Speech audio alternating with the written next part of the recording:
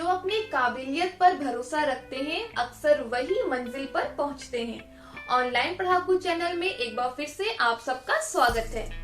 आज की इस वीडियो में हम हिंदी ग्रामर का एक ऐसा टॉपिक पढ़ने वाले हैं जो हर एक कॉम्पिटिटिव लेवल में सबसे इम्पोर्टेंट होता है।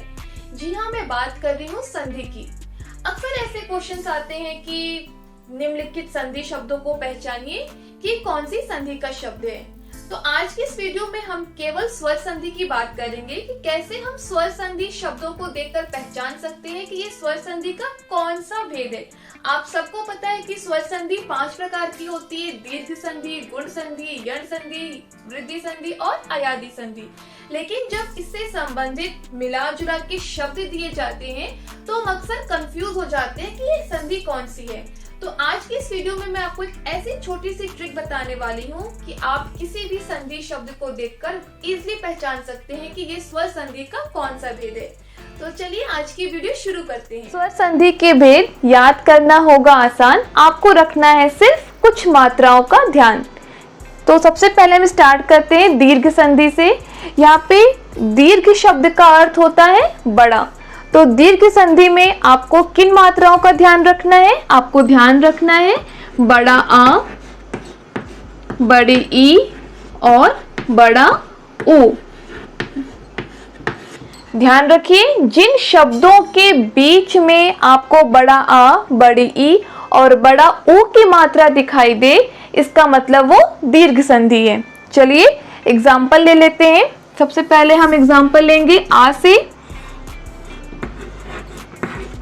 मैंने यहाँ पे लिखा विद्यालय, ठीक है। अभी मैंने आपको इसके पहले एक्सप्लेन किया था कि जिन शब्दों के बीच में आ की मात्रा दिखाई दे, तो आप देख रहे हैं कि यहाँ पर बीच में आ की मात्रा है, इसलिए ये दीर्घ संधि है।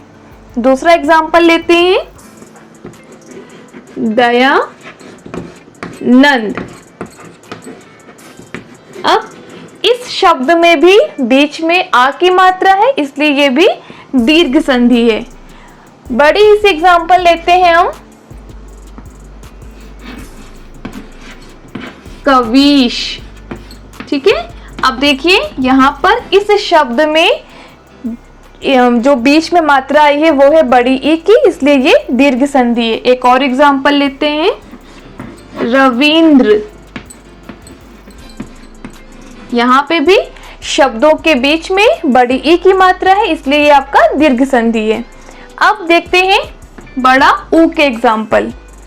तो यहाँ पे मैंने लिख लिया वधुत्सव।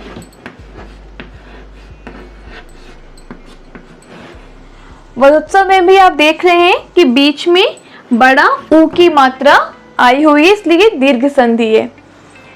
दीर्घ संधि के बड़ा ऊ में एक अपवाद भी है कि कुछ शब्द ऐसे होते हैं जो बीच में ना आकर शुरू में भी बड़ा ऊ की मात्रा लग सकती है। तो आपको ध्यान देना है कि अगर बड़ा ऊ की मात्रा बीच में है या शुरुआत में है तो वो दीर्घ संधि है। मैं आपको एग्जांपल देती हूँ भूत्सर्ग का, ठीक है। अब आप देख रहे हैं भूत्सर्ग में कौन सी मात्रा लगी है? बड़ा ऊ की लगी है, इसलिए ये भी दीर्घ संधि है। तो आपको दीर्घ संधि में केवल इन 3 मात्राओं का ध्यान रखना है। इसके बाद जो नेक्स्ट संधि है वो आपकी है गुण संधि। आइए देखते हैं कि उनमें किन किन मात्राओं का ध्यान रखना है। दूसरी संधि है गुण संधि। गुण संधि में भी आपको 3 मात्राओं का ध्यान रखना है। वो कौन सी मात्राएं हैं देख लेते हैं। ए की, ओ की और ऊपर लगे आधे र की, ठीक है। अगर आप इसको इग्नोर भी कर दीजिए तो आपको सिर्फ सिंपल शब्दों में अगर मैं आपको एक्सप्लेन करूं तो आपको सिर्फ ध्यान देना है कि जिन शब्दों के बीच में एक मात्रा दिखाई दे रही है, गुण संधि में जिन शब्दों के बीच में आपको एक मात्रा दिखाई दे वो आपकी गुण संधि है, ठीक है। एग्जाम्पल देखते हैं। जैसे मान लीजिए मैंने यहाँ लिखा महेश, ठीक है। अब आप देखिए महेश में शिरोरेखा के ऊपर कितनी मात्रा है? एक, तो इसलिए आपकी कौन सी संधि हो गई? गुण संधि। दूसरा एग्जाम्पल देखते हैं।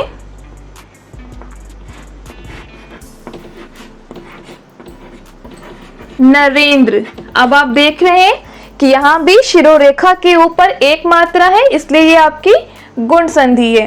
क्लियर है? दूसरा जो आपका मात्रा है वो है ओ की, तो उसके एग्जाम्पल देखते हैं। मान लीजिए मैंने यहाँ पे एग्जाम्पल लिखा परोपकार।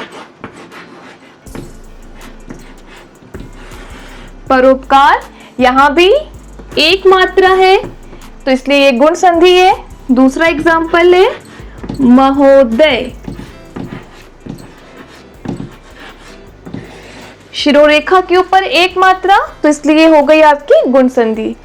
अब जब शिरोरेखा के ऊपर आधा रा दिखाई दे तो वो भी गुण संधि है। अब इसके कौन से उदाहरण हो सकते हैं देख लेते हैं। जैसे मैंने यहाँ पे लिखा देवर्षि। अब आप देख रहे हैं कि इस शब्द में आधा रा लगा हुआ है, इसलिए ये गुण संधि है। एक और एग्जाम्पल मैं आपको देती हूं, राजर्षि। ठीक है, अब यहाँ पे भी ऊपर र है आधा, तो इसलिए ये भी क्या है आपकी गुण संधि। तो इस तरीके से आप गुण संधि की इन मात्राओं को ध्यान में रखकर आप गुण संधि बहुत आसानी से पहचान सकते हैं। सिर्फ आपको ध्यान रखना है कि गुण संधि में हमेशा शिरोरेखा के ऊपर एक मात्रा दिखाई देती है। जो हमारी नेक्स्ट संधि है वो है वृद्धि संधि। वृद्धि संधि में भी आपको दो मात्राओं का ध्यान देना है। जिस शब्दों के बीच में दो मात्राएं दिखाई दें, इसका मतलब वो आपकी वृद्धि संधि है। ठीक है,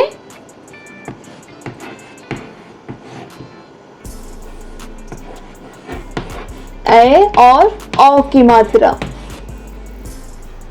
वैसे यहाँ पे ये मात्रा लगती नहीं है, लेकिन मैं आपको सिर्फ अच्छे से आप समझ सकें, आपको याद रहे, इसलिए आपको मैं बता रही हूँ।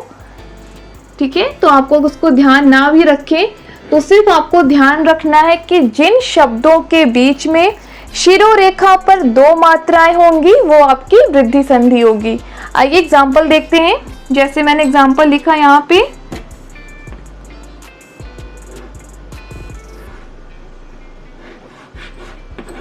महेश्वर्य। ठीक है, आप देख रहे हैं कि यहाँ पर शब्द के बीच में दो मात्रा है, इसलिए ये आपकी वृद्धि संधि है। दूसरा एग्जाम्पल है सदैव। यहाँ भी शब्दों के बीच में दो मात्रा है, इसलिए ये आपकी वृद्धि संधि हो गई। ठीक है, औ की मात्रा देखते हैं। यहाँ मैंने लिखा वनौषध। शिरोरेखा पर दो मात्राएं हैं, इसलिए ये आपकी वृद्धि संधि है। नेक्स्ट एग्जाम्पल है महौज।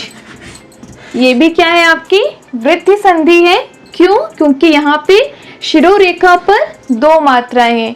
गुण संधि में शिरोरेखा पर एक मात्रा होती है, जबकि वृद्धि संधि में शिरोरेखा पर दो मात्राएं होती हैं।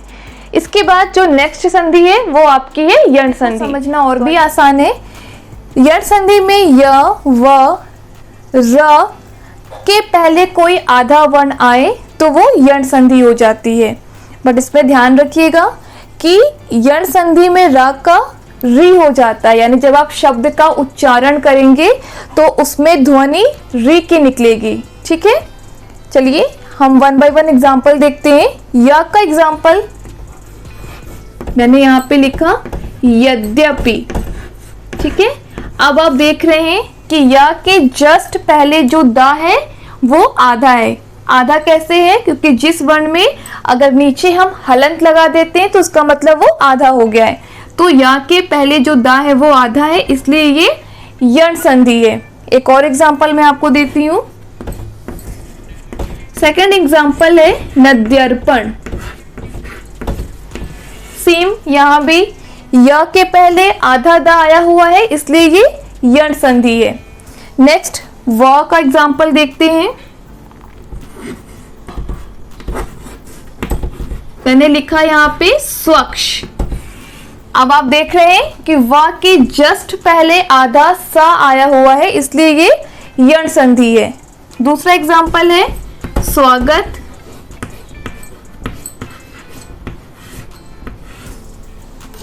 बताने की जरूरत नहीं है, व के ठीक पहले आधा सा है, इसलिए ये भी आपकी क्या है, यण संधि है।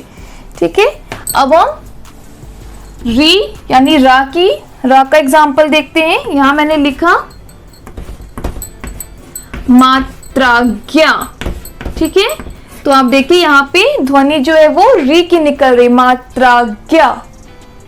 त्र यानी कि इसमें री का क्या बन जाता है, र बन जाता है, इसलिए ये यण संधि है। जिस शब्द में री का र बन जाए या उच्चारण करने पर रा की ध्वनि निकले वो आपकी यण संधि है। एक और एग्जांपल आपको देती हूँ, सेम है, मात्राज्ञा का मैंने यहाँ पे लिख दिया पित्राज्ञा। पित्राज्ञा, तो यहाँ पे क्या हो गया, आपकी यण संधि है। अब स्वर संधि का सबसे लास्ट हम अयादी संधि के बारे में समझेंगे कि अयादी संधि शब्द को हम देखकर कैसे आइडेंटिफाई कर सकते हैं कि वो अयादी संधि है। तो सारी स्वर संधियों में से सबसे आसान संधि है, वो कैसे है।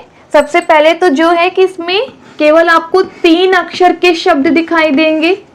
ठीक है, मतलब 99% चांसेस होते हैं कि 3 अक्षर वाले शब्द होते हैं।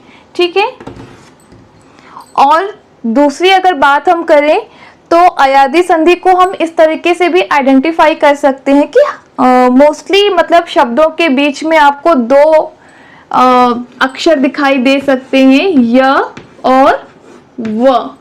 ठीक है, य और व दिखाई दे तो आप आंख बंद करके अयादी संधि का आंसर दे सकते हैं। देखिए एग्जाम्पल देती हूँ मैं आपको, जैसे मैंने यहाँ पे लिखा नयन। अब देखिए 3 अक्षर है, 1 2 3, और यहाँ पे शब्दों के बीच में क्या दिखाई दे रहा है, य, तो इसलिए आपकी ये क्या कौन सी संधि है, अयादी संधि। एक और एग्जाम्पल देती हूँ मैं आपको, गायन। ठीक है, अब यहाँ आपको बीच में क्या दिख रहा है, य, तो इसलिए क्या है ये अयादी संधि। व का एग्जाम्पल देखते हैं, नाविक। अब आप देख रहे हैं इस शब्द के बीच में भी व आया हुआ है, इसलिए ये अयादी संधि है। नेक्स्ट एग्जाम्पल है पावक।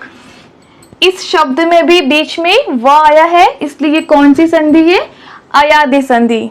ठीक है, तो इसमें 3 अक्षर दिखाई देते हैं और मोस्टली हर शब्दों के बीच में या और व आपको दिखाई देगा, तो ये अयादी संधि होगी। और इसमें अगर मैं आपको एक और बात बताऊं तो यहाँ पे कहीं भी आपको अयादी संधि में ए ओ या औ की कोई भी मात्रा नहीं दिखाई देगी। ठीक है, अगर कुछ आपको दिख सकता है तो छोटा ओ की मात्रा, जैसे मान लीजिए मैंने यहाँ पे लिखा भावुक, तो यहाँ मात्रा को ध्यान देने की जरूरत नहीं है, शब्द के बीच में व है तो अयादी संधि है। ठीक है, तो आई होप सो आपको आज का ये कंटेंट पसंद आया होगा और जो मैंने आपको स्वर संधि की जो ट्रिक बताई है वो भी आपको पसंद आई होगी। और अगर पसंद आई है तो मेरे वीडियो को लाइक ज़रूर कीजिएगा, अपने फ्रेंड्स के साथ शेयर कीजिएगा और मेरे चैनल को सब्सक्राइब कर लीजिएगा ताकि आपको मेरे वीडियो की लेटेस्ट नोटिफिकेशंस मिलती रहें। अगर आपको भी लगता है कि हिंदी ग्रामर का कोई टॉपिक ऐसा है जो आपको नहीं समझ में आ रहा है तो आप मुझे कमेंट सेक्शन में लिख के बता सकते हैं। मेरी बेस्ट कोशिश होगी कि मैं आपके उस बताए हुए कंटेंट पर अच्छी से अच्छी वीडियो बना सकूं। तो मिलते हैं आपसे एक नई वीडियो में एक नए टॉपिक के साथ।